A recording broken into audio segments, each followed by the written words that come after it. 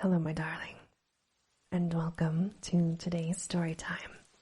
The much requested At the Mountains of Madness is back, and we will finish it this time. Today I have a light thunderstorm in the background for you. And now, on with our story time. Chapter 1. I am forced into speech because men of science have refused to follow my advice without knowing why. It is altogether against my will, but I tell my reasons for opposing this contemplated invasion of the Antarctic.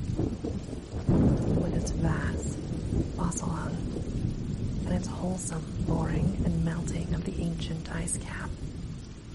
And I am the more reluctant because my warning may be in vain. Doubt of the real facts, as I must reveal them, is inevitable. Yet if I suppressed what will seem extravagant and incredible, there would be nothing left. The hitherto withheld photographs, both ordinary and aerial, will count in my favor, for they are damnably vivid and graphic. Still, they will be doubted because of the great lengths to which clever fakery can be carried. Ink drawings, of course, will be jeered at as obvious impostures, notwithstanding a strangeness of technique which art experts ought to remark and puzzle over. In the end, I must rely on the judgment and standing of the few scientific leaders who have, on the one hand, sufficient independence of thought to weigh my data on its own hideously convincing merits, or in the light of certain primordial and highly baffling myth cycles, and, on the other hand, sufficient influence to deter the exploring world in general from any rash and over-ambitious program in the region of those mountains of madness. It is an unfortunate fact that relatively obscure men like myself and my associates, connected only with a small university, have little chance of making an impression where matters of a wildly bizarre or highly controversial nature are concerned. It is further against us that we are not, in the strictest sense, specialists in the fields which came primarily to be concerned. As a geologist, my object in leading the Miskatonic University expedition was wholly that of securing deep-level specimens of rock and soil from various parts of the Antarctic continent, aided by the remarkable drill devised by Professor Frank H. Pabodi of our engineering department. I had no wish to be a pioneer in any other field than this, but I did hope that the use of this new mechanical appliance at different points along previously explored paths would bring to light materials of a sort hitherto unreached by the ordinary methods of collection. Pabodi's drilling apparatus, as the public already knows from our reports, was unique and radical in its lightness, portability, and capacity to combine the ordinary artisan drill principle with the principle of the small circular rock drill. It was in such a way as to cope quickly with the strata of varying hardness. Steel head, jointed rods, gasoline motor, collapsible wooden derrick, dynamiting paraphernalia, cording, rubbish removal auger, and sectional piping for bores 5 inches wide and up to 1,000 feet deep, all formed with needed accessories no greater load than 3 7-dog sledges could carry. This being made possible by the clever aluminum alloy of which most of the metal objects were fashioned. 4 large Dornier airplanes, designed especially for the tremendous altitude flying necessary on the Antarctic plateau, and with added fuel warming and quick starting devices worked out by Pabodi. They could transport our entire expedition from a base at the edge of the Great Ice Barrier to various suitable inland points, and from these points a sufficient quota of dogs would serve us. We plan to cover as great an area as one Antarctic season or longer, if absolutely necessary, would permit, operating mostly in the mountain ranges and on the plateaus south of Ross Sea, regions explored in varying degree by Shackleton, Amundsen, Scott, and Byrd, with frequent changes of camp made by airplane and involving distances great enough to be of geological significance. We expected to unearth a quite unprecedented amount of material, especially in the pre-Cambrian strata of which so narrow a range of Antarctic specimens had previously been secured. We wished also to obtain as great as possible a variety of the upper fossiliferous rocks, since the primal life's history of this bleak realm of ice and death is of the highest importance to our knowledge of the Earth's past. That the Antarctic continent was once temperate and even tropical, with a teeming vegetable and animal life of which the lichens, marine fauna, arachnida, and penguins of the northern edge are the only survivals. This is a matter of common information, and we hope to expand that information in variety, accuracy, and detail. When a simple boring revealed fossiliferous signs, we would enlarge the aperture by blasting in order to get specimens of suitable size and condition. Our borings, varying depth according to the promise held out by the upper soil or rock, were to be confined to exposed or nearly exposed land surfaces, these inevitably being slopes and ridges because of the 1 or 2 mile thickness of solid ice overlying the lower levels. We could not afford to waste drilling depth on any considerable amount of mere glaciation, though Papodi had worked out a plan for sinking copper electrodes in thick clusters of borings and melting off limited areas of ice with current from a gasoline-driven dynamo. It is this plan, which we could not put into effect except experimentally on an expedition such as ours, that the coming Starkweather Moor expedition proposes to follow, despite the warnings I have issued since our return from the Antarctic. The public knows of the Miskatonic expedition through our frequent wireless reports to the Arkham Advisor and Associated Press, and through the later articles of Pabodi and myself. We consisted of 4 men from the university: Pabodi, Blake of the biology department, Atwood of the physics department, also a meteorologist, and I representing geology and having nominal command, besides 16 assistants, 7 graduate students from Miskatonic, and 9 skilled mechanics. Of these 16, 12 were qualified airplane pilots, all but 2 of whom were competent wireless operators. 8 of them understood navigation, compass, and sextant, as did Pabodi, Atwood, and I. In addition, of course, our 2 ships, wooden ex-whalers, reinforced for ice conditions and having auxiliary steam, were fully manned. The Nathaniel Derby Pickman Foundation, aided by a few special contributions, financed the expedition. Hence, our preparations were extremely thorough despite the absence of great publicity. The dogs, sledges, machines, camp materials, and unassembled parts of our 5 planes were delivered in Boston, and there our ships were loaded. We were marvelously well equipped for our specific purposes, and in all matters pertaining to supplies, regimen, transportation, and camp construction, we profited by the excellent example of our many recent and exceptionally brilliant predecessors.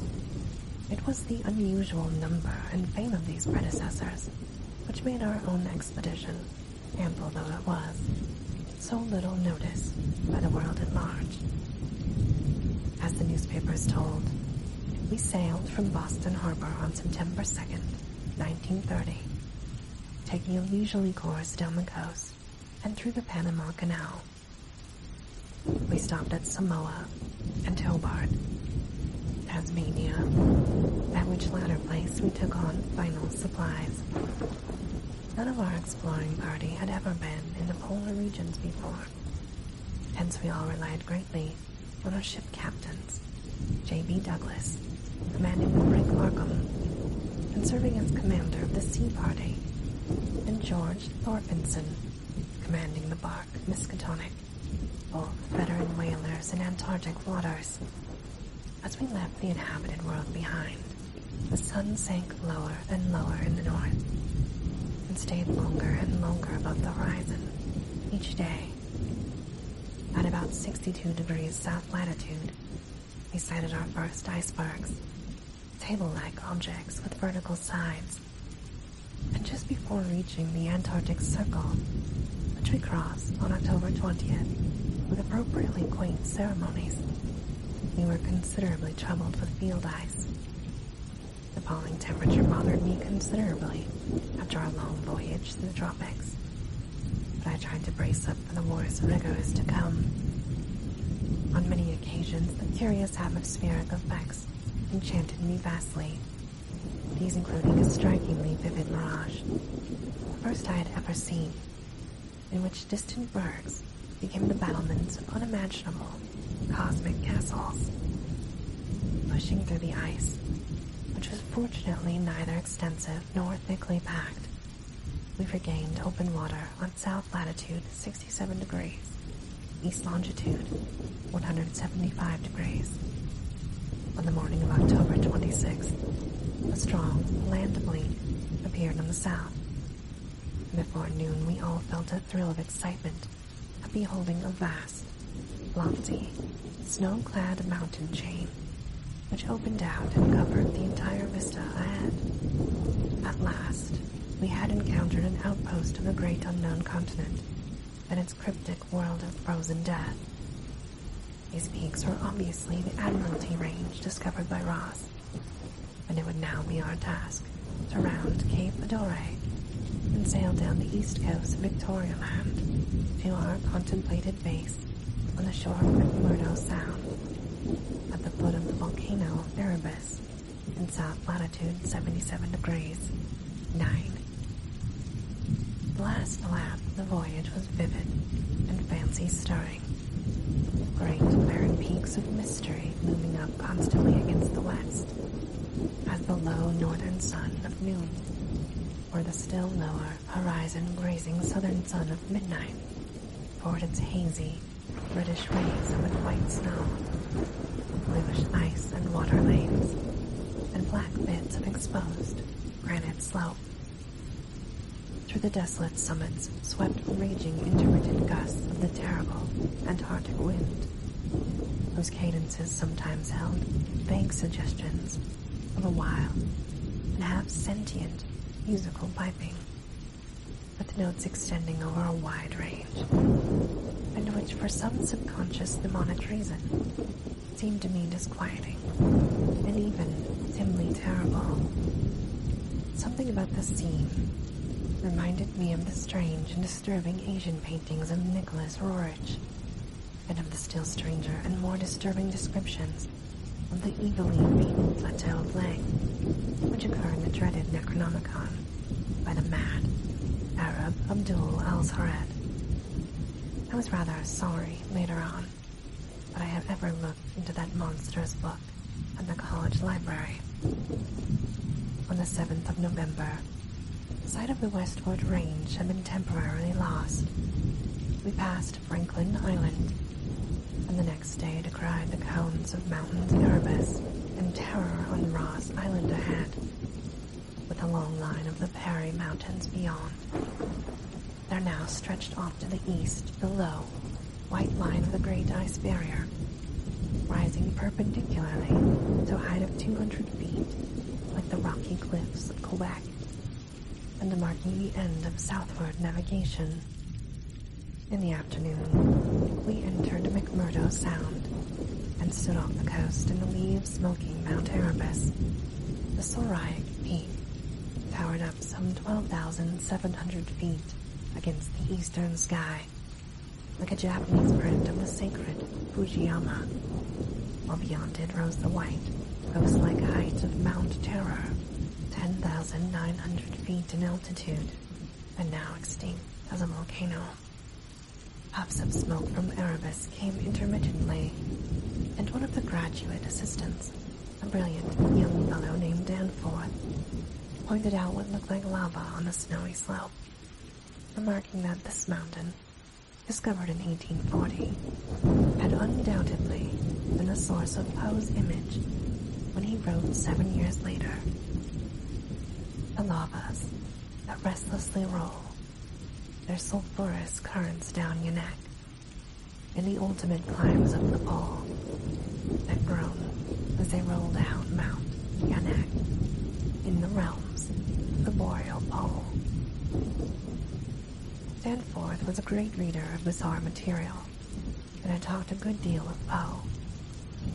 I was interested myself because of the Antarctic scene of Poe's only long story, the disturbing Arthur Gordon Pym, with a barren shore, and on the lofty ice barrier in the background, myriads of grotesque penguins squawked and flapped their fins, while many fat seals were visible in the water, swimming or sprawling against large cakes of slowly drifting ice. Using small boats, we effected a difficult landing on Ross Island shortly after midnight on the morning of the 9th, carrying a line of cable from each of the ships and preparing to unload supplies by means of breeches buoy arrangements. Our sensations on first treading Antarctic soil were poignant and complex, even though at this particular point, the Scott and Shackleton expeditions had preceded us. Our camp on the frozen shore below the volcano's slope was only a provisional one, headquarters being kept aboard the Arkham. We landed with all our drilling apparatus, dogs, sledges, tents, provisions, gasoline tanks, experimental ice-melting outfits, cameras both ordinary and aerial, airplane parts, and other accessories, including 3 small portable wireless outfits, besides those in the planes, capable of communicating with the Arkham's large outfit from any part of the Antarctic continent that we'd be likely to visit. The ship's outfit, communicating with the outside world, was to convey press reports to the Arkham Advertiser's powerful wireless station on Kingsport ahead. We hoped to complete our work during a single Antarctic summer, but if this proved impossible, we would winter on the Arkham, sending the Miskatonic north, further freezing of the ice for another summer's supplies.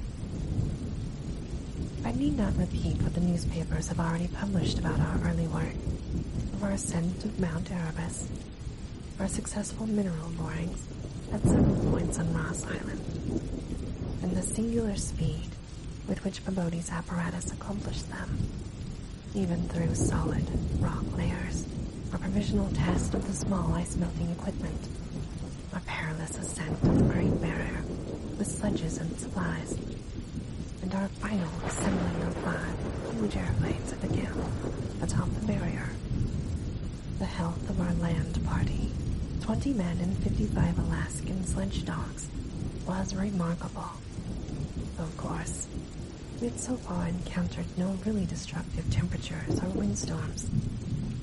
For the most part, the thermometer varied between 0 and 20 or 25 degrees, and our experience with the New England winters had accustomed us to rigors of this sort. The barrier camp was semi-permanent and destined to be a storage cache for gasoline, provisions, dynamite, and other supplies. Only 4 of our planes were needed to carry the actual exploring material. The 5th being left with a pilot and 2 men from the ship's storage cache, This would form a means of reaching us from the Arkham in case all our exploring planes were lost.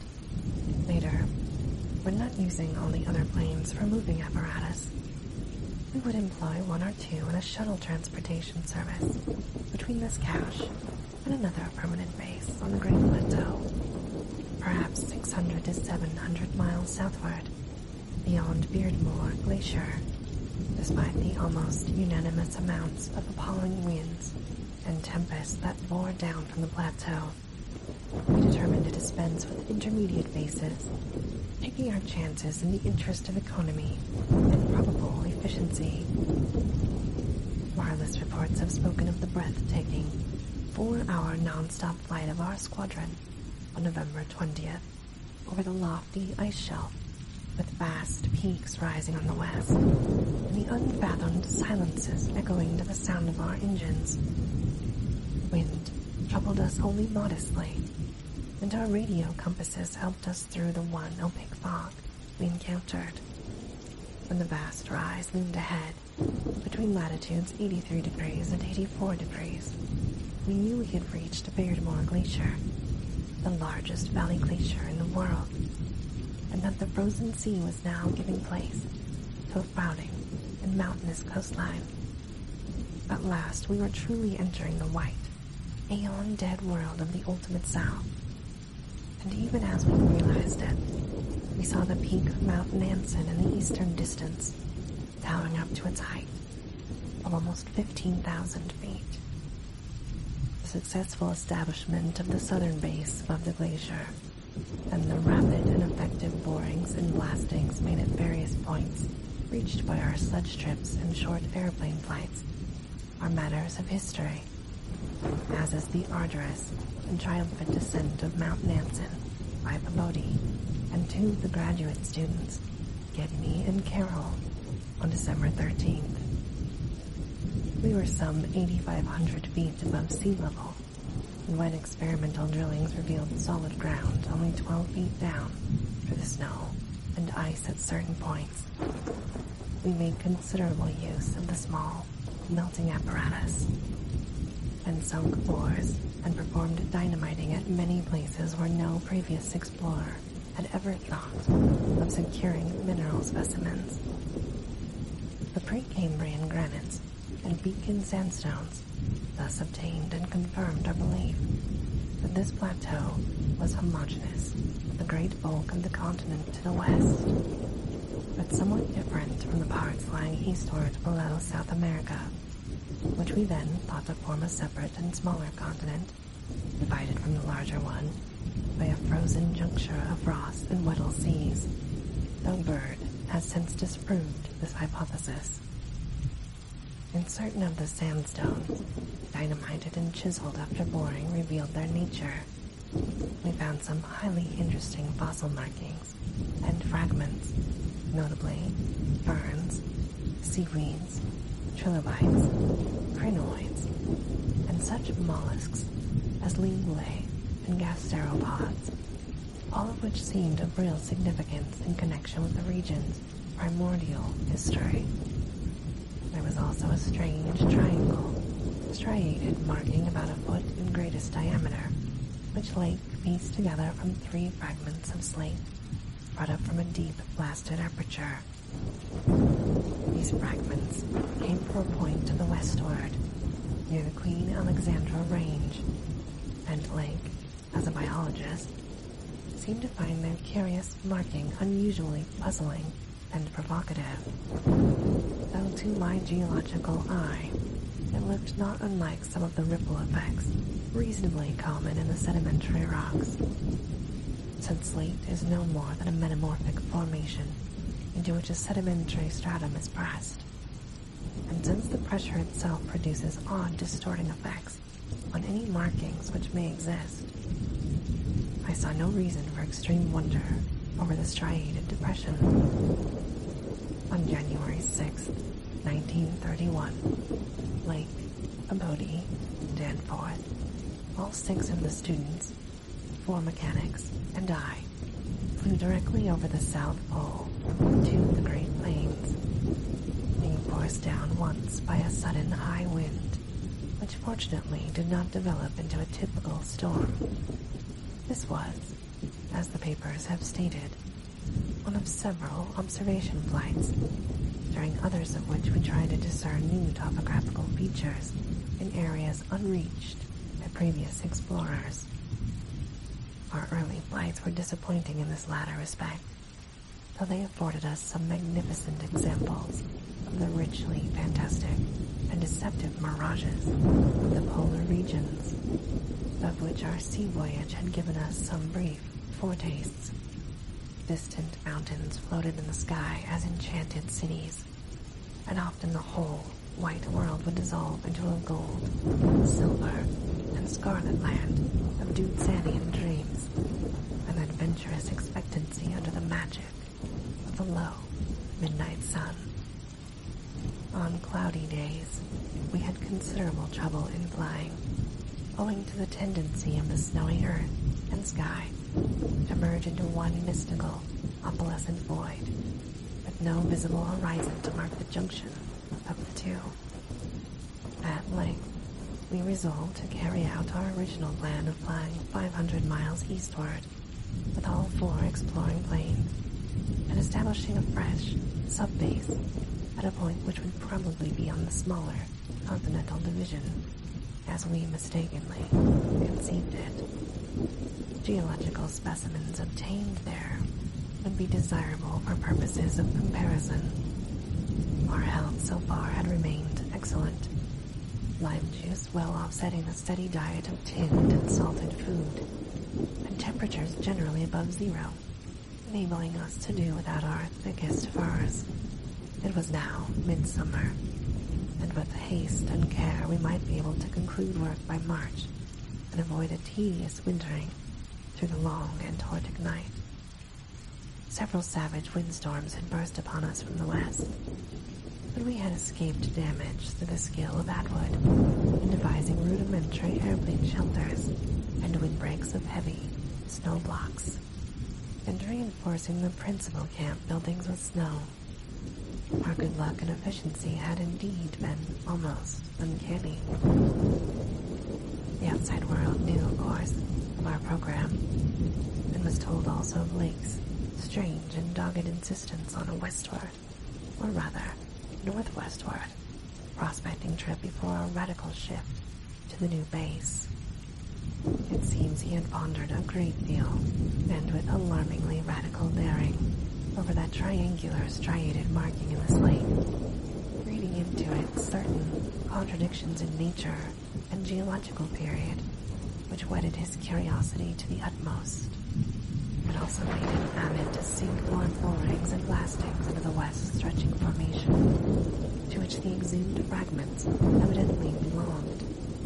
He was strangely convinced that the marking was the print of some bulky, unknown, and radically unclassifiable organism of considerably advanced evolution. Notwithstanding that the rock which bore it was of so vastly ancient a date, Cambrian, if not actually Precambrian, as to preclude the probable existence not only of all highly evolved life, but of any life at all above the unicellular, or at the most trilobite stage. These fragments, with their odd marking, must have been 500 million to 1,000 million years old.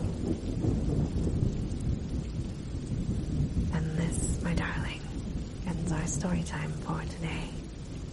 As always, I hope that you have very sweet and creepy dreams. Good night.